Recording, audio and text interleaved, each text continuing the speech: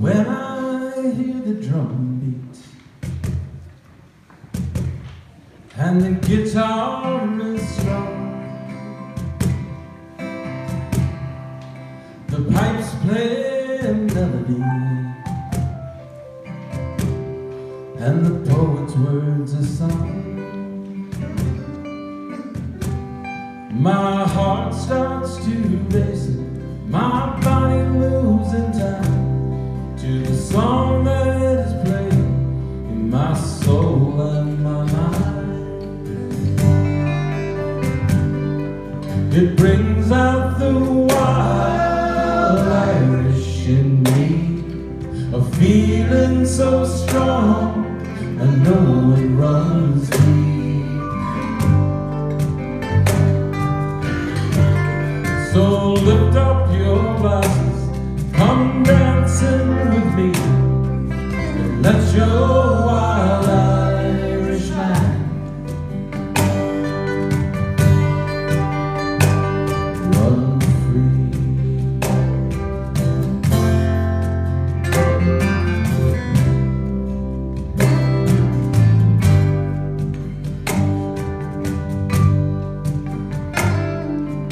When I think of Ireland,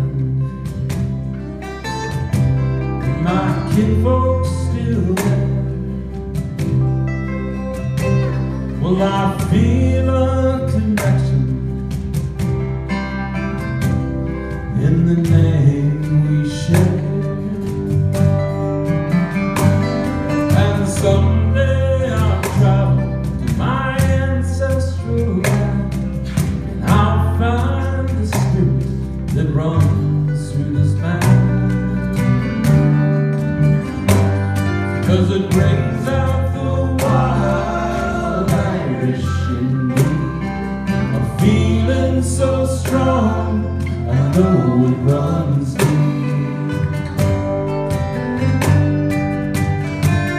So lift up your glasses, come dancing with me, and let your wild Irish man run free. The wind in the heaven, a fire in the earth, the dancers reach for heaven as the feet power the earth. The pub fills with laughter, both young and old sing to the music and its beauty and the joy that it brings. 'Cause it brings out the wild Irish in me, a feeling so strong, I know it runs deep. So lift up your glass, come dancing with me, and let your wild Irish man or woman run free. Let your wild Irish man run free.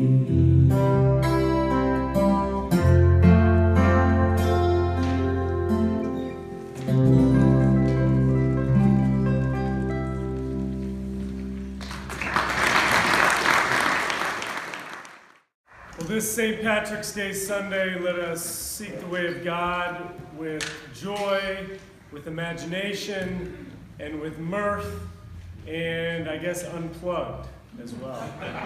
Please stand and join in singing the community song.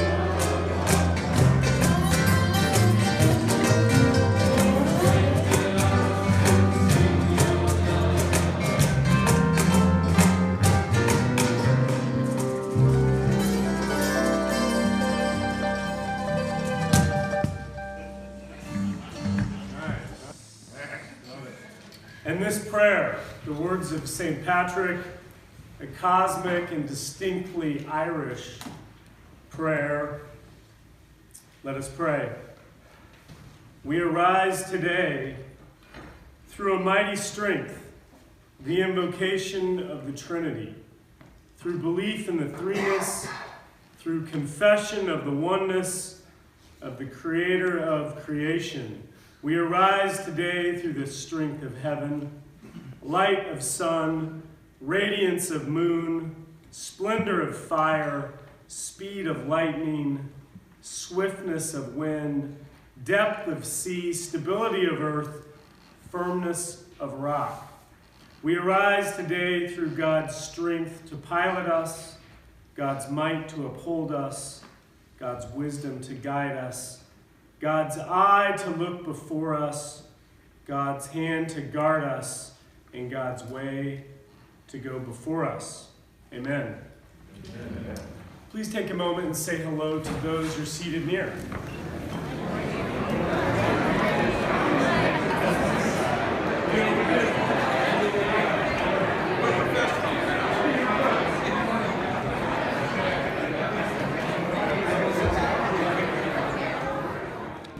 Thank you to Jan and Chuck for treats and coffee, and the coffee hour that follows the service you're all welcome to. And if you are new today, first-time visitor or one of your first times, there's a green book, and it's not green because it's St. Patrick's Day, it's always green. On the back table, we'd love to get your information so that you can hear from us, things that are going on. I want to bring your attentions to a couple things. There's a women's dinner, April 15th, calling it an evening with Allie Sturm. Registration and signups will begin next week, so look for that. I'd like to just give a nod to the band again. We're calling this the Pretty Good on Sunday band, but this morning they're the old shenanigans. Terry Moran, Fred Cook, Scott Hall, Ken Hall, Elliot Delman, and Daryl Beasy. And the joke, Elliot said the old shenanigans, it turns out to be true. There's it's happening, the old shenanigans.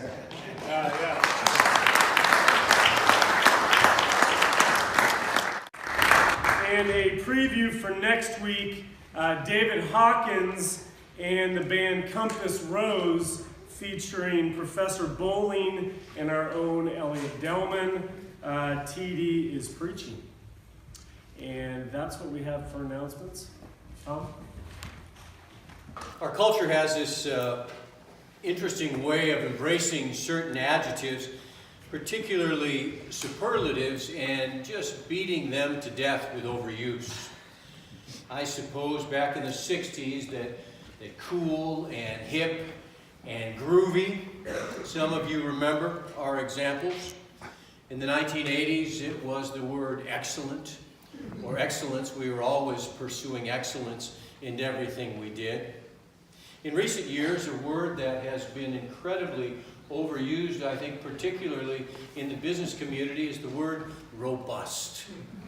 Everything's robust. If it can last for a little while, if it has sustainability and strength, it's robust. In recent years, one of the words that's overused by young people, for example, if someone thought that this sermon was okay, they would say, "Dude, that was epic." Right? And today, in paying attention to the adjectives, the superlatives used by our three children, all of whom are in their 20s, if they thought Terry Moran and the band's music today was really, really strong, they would say, "Whoa, Moran was dope today." Have you heard that? Something's really good, it's dope. In the Hall of Fame of overused superlatives that our culture has overused, probably number one is the word awesome. You ever get tired of hearing the word awesome? It wasn't just great, it was awesome. Well, we've gotten tired of awesome. Like excellent, it's become a bit passé. Until a number of years ago, when the book or the website called 1,000 Awesome Things came out. That begat a book called The Book of Awesome. Both were created by Neil Pasricha, a Canadian gentleman. And this past week, the beginning of the week, on Tuesday morning, I was in like a 36-hour funk. Just not a good place to be. A loved one of ours had a diagnosis from a medical team that meant their life would almost certainly not only take a turn, but probably end swiftly. The great news is that 36 hours later, the same medical team said, oh, we made a big mistake. Everything is fine. I don't know if you've had that. It's not a great way to spend time, but in that 36 hours, I was in a bit of a funk. And so one of the things I did was reread this book called The Book of Awesome, which is made up of mostly little things that author Neil Pasricha has discovered in his life as being awesome. Like when you're driving down the highway and tooling along, and then you notice there's a police car, and your heart skips a beat, and before you hit the brakes, you look down at the speedometer, and you realize you're going the speed limit. That's awesome! Or like you're pumping gas, and you let go of the handle just at the perfect moment, and it ends on a round number. Or maybe your grandma and grandpa, and you have your little grandbaby on your breast, and suddenly you notice they're sound asleep. What an awesome feeling.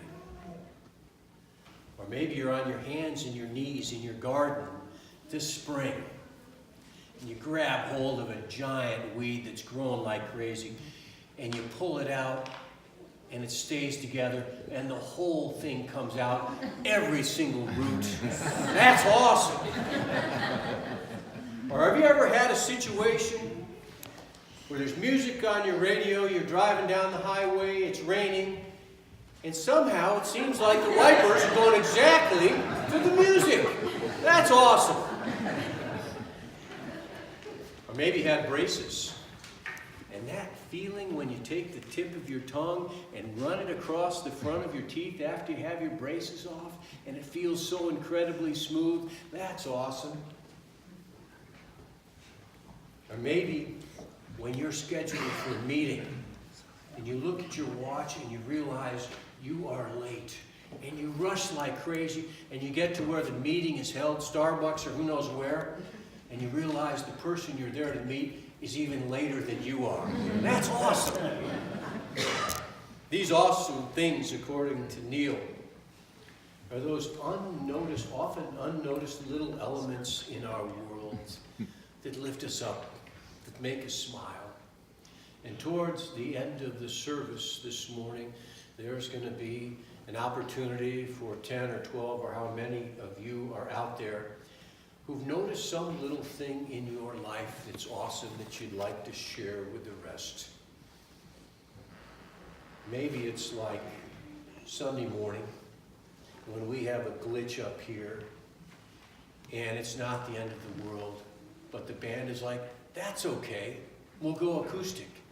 And then a few of you, late because maybe you couldn't find a parking spot, you show up and things haven't started yet. That's kind of awesome. So think for a moment about what's awesome in your life that you might want to share in just a few moments. Now, if you'll please turn in the bulletin to a wonderful hymn titled Lord of the Dance. Please stand as we join together in singing.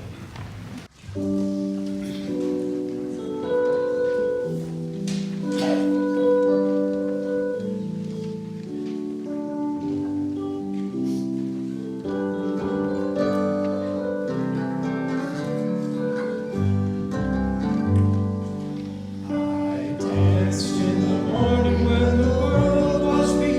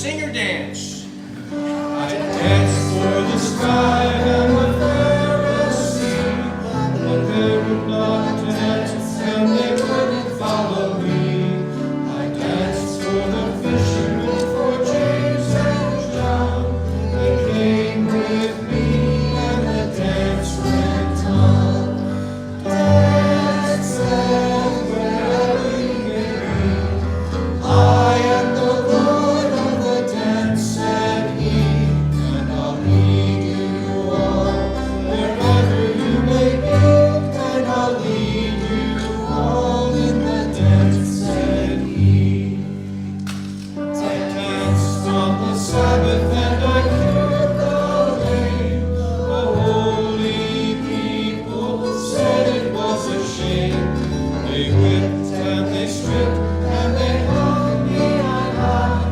They left me there on a cross to die. Dance then wherever you may be. I am the Lord of the dance and heat, and I'll lead you all wherever you may be, and I'll lead you all in the dance and heat.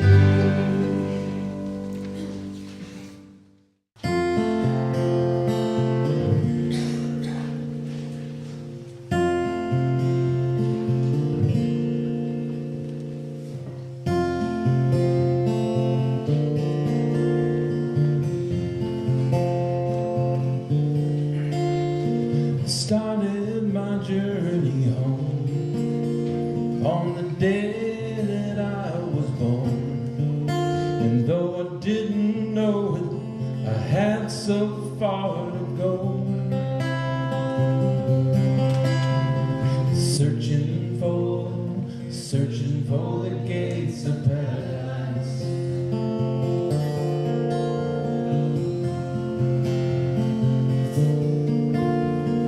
When I was a boy, my world shined like a new toy. I learned a family's love in heaven above brought joy. Got my first glimpse at the gates of paradise.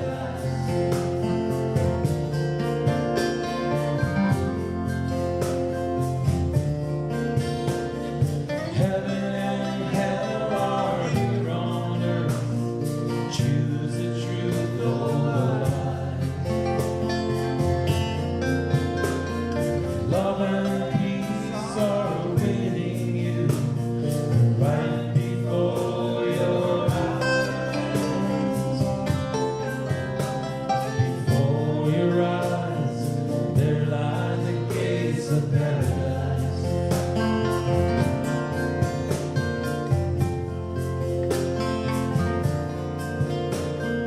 When I became a man, I traveled all through this land.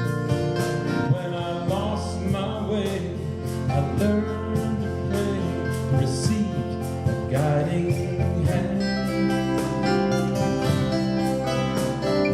guiding me back towards the gates of paradise.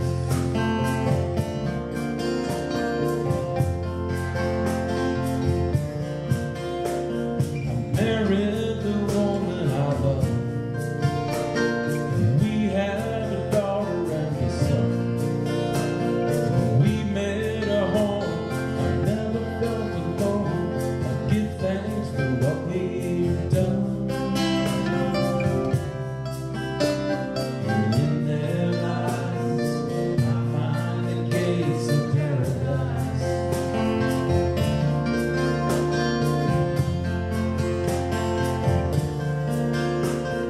Heaven and hell are here on earth. Choose the truth over lies. Love and peace are awaiting you right before your eyes. Before your eyes, there lie the gates of paradise.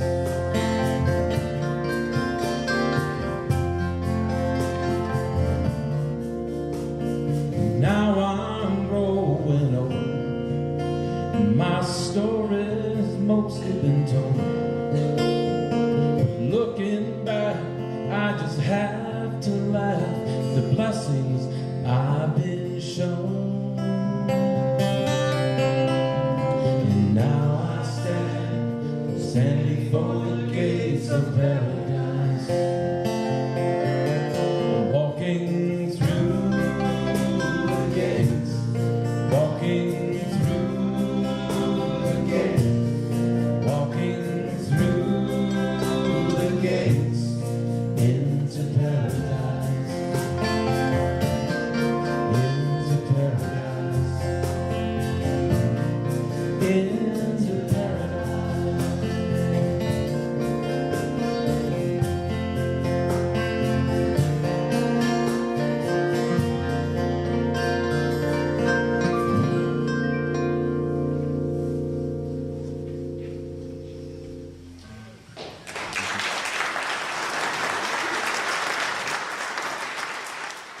probably also mention that just 3 weeks from today is our annual Grateful Dead service. We're the only church I know that has a standing room only on Christmas, Easter, and Grateful Dead Sunday. And so that's one where you want to arrive a few minutes early.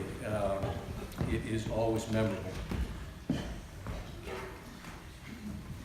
I swapped out the scripture passage, one line from Philippians, Paul's letter to the Philippians.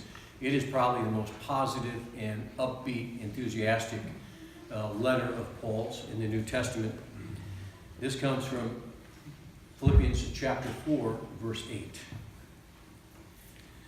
Finally, brothers and sisters, whatever is noble, whatever is true,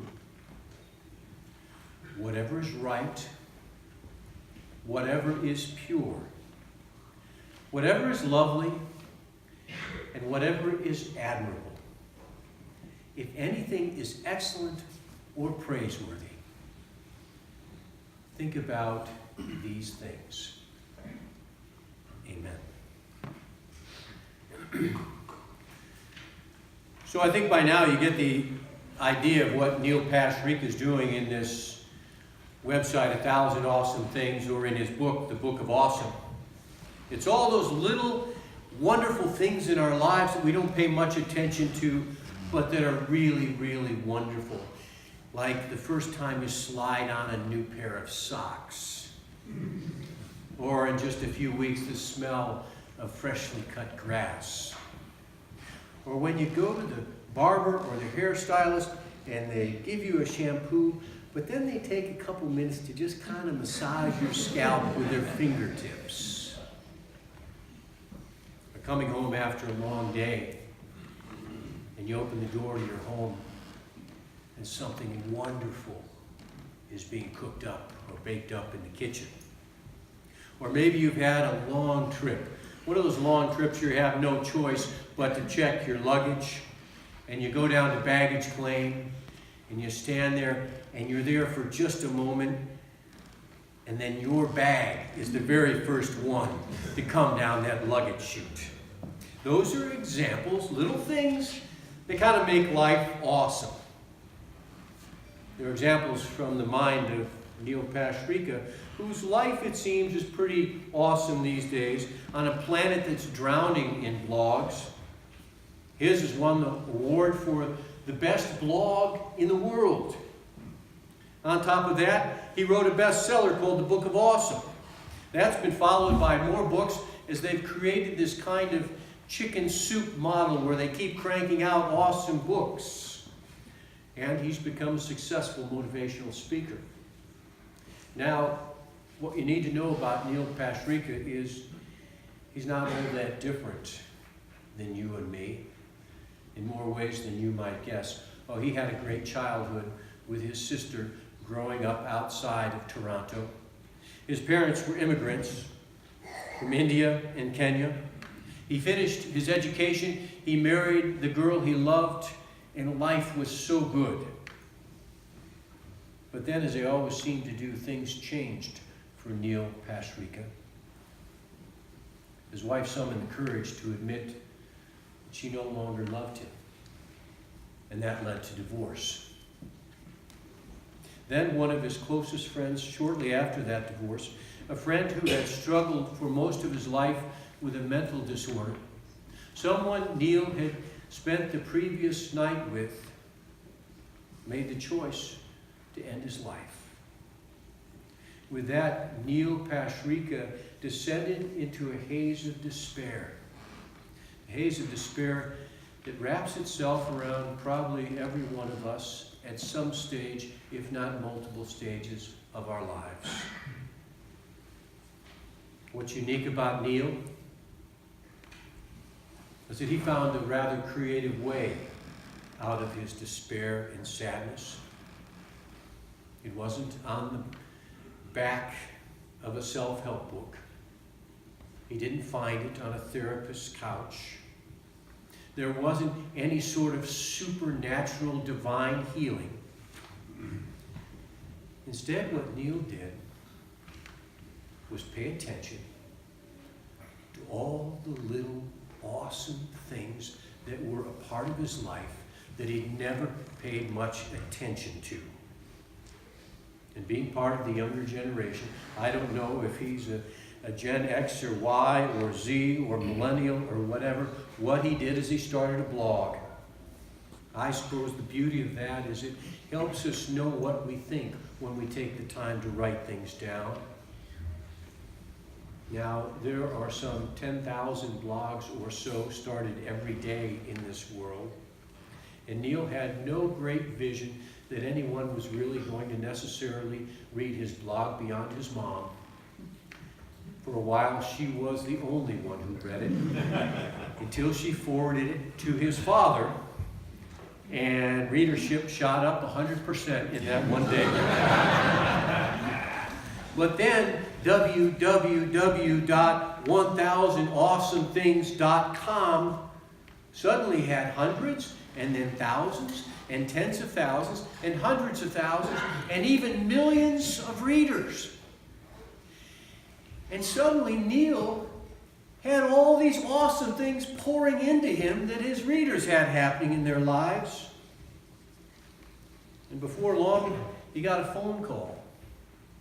It was from someone inviting him to a gala event in another country to receive the Webby for the best blog on the entire planet. And then when he got home, there were calls, phone messages from 10 different literary agents who wanted to turn that blog into a book, which became a bestseller. Now that's become a mini industry, and he's begun a speaking career as a successful motivational speaker. Maybe I'm getting ahead of myself because we still have 5 weeks until Easter. We're supposed to be in the sober period of Lent. But Neil Pasricha's life is a perfect example of resurrection. He was so deep in the valley of sadness, and then he experienced a transformation that's carried him to a mountaintop that he could never have previously fathomed. What's behind his transformation? What's behind Neil Pasricha's resurrection of going from this place of deep despair to an unimaginably awesome place? What Neil did is he chose to be aware. He took the time to pay attention to all the little things going on in his life. What he was, in contemporary language, was mindful. Mindful of what's going on in his life. And he made the conscious choice not to let the emotional hurdles that were in his way slow him down. He took notice not just of everything going on, but in particular those little things that he felt were awesome. Like when you spill something on yourself and you quick wick it or wipe it away and there's no spot or stain. Or when you get some new electronics and you realize there's one of those really thin pieces of clear plastic that you get to pull off. Or the joy of slipping on a brand new pair of socks for the first time. What Neil did was notice those little things in life that provide him and you and me with perspective and with joy amidst the struggle. As I've offered time and time again while standing here, the life of faith isn't so much about what we believe or what we process intellectually as it is a way of choosing to see the life in which we live. And it's not just about noticing and responding to our brothers and sisters in need, or a planet that is in need of which we are stewards. It's also about noticing those little things in our lives which are awesome. And if we allow them, will lift us up as tiny gifts from God. So I'll let you think for one more minute, those of you who have ideas in your mind about tiny little things that are awesome in your lives. Let me share this. I was here last night about 6 o'clock. I like to check out and see how big of a disaster area the chapel is sometimes, as it is when we find it. And I arrived at the chapel last night, and it turned out that it was perfect, ready for Sunday morning worship. And I thought, that's awesome. And I thought about a few more things which are awesome. Like when Ken and the band take that community song that we sing each week that I wrote about 20 years ago, and it maybe has 3 chords, at the most 4, because that's all I know. And somehow they make it sound like a real live growing up song. To me, that's awesome.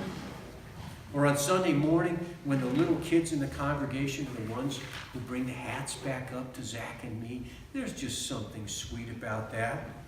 Or in the morning when the sun comes through this Tiffany window and that dove seems to fly. Or when college is on break, as it will be next week, and there's twice as many parking spots right there, that's awesome. Or 2 Sundays ago, when we brought in that brass band, and Zach and I were standing here, and you know, there is something way cool about looking at all of you with smiles on your faces and all these white people getting a groove on them. That's awesome. What we're supposed to do is pay attention to our lives. That's a gift from God. There are so many things, if we take the time, that will lift us up. And so I encourage you to try and quiet some of the noise in your world and pay attention.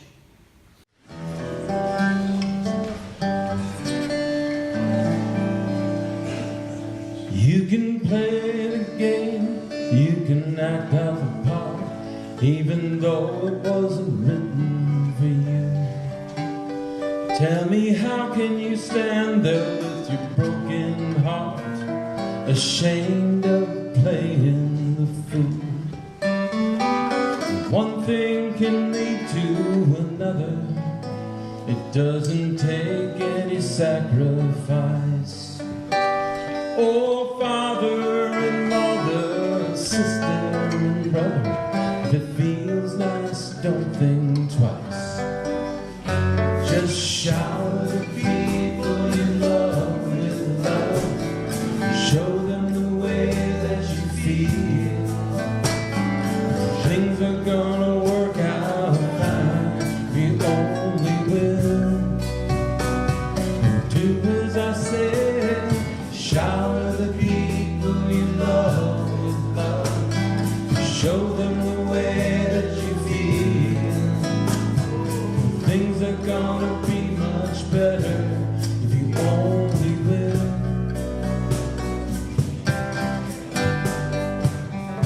You can run, but you cannot hide. This is why they know. Tell me, what do you plan for your foolish pride when you're all by yourself alone? Once you tell someone the way you feel, you can feel it beginning to ease. I think it's true what they say about the squeaky wheel.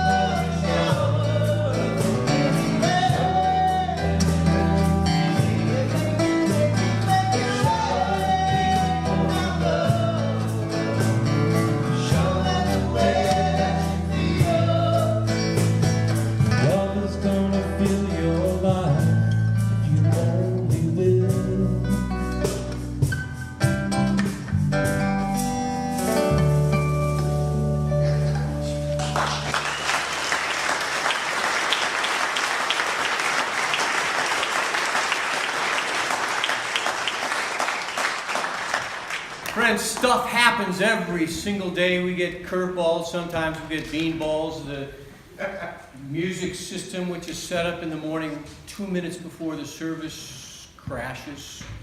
And we do the best we can. The wonderful news is this, that in our lives we are showered constantly by tiny, little, awesome things that lift us up each and every day. Friends, go out of the world with your hearts and your minds and your eyes open to those awesome little things. Go in peace. And the people said, Amen.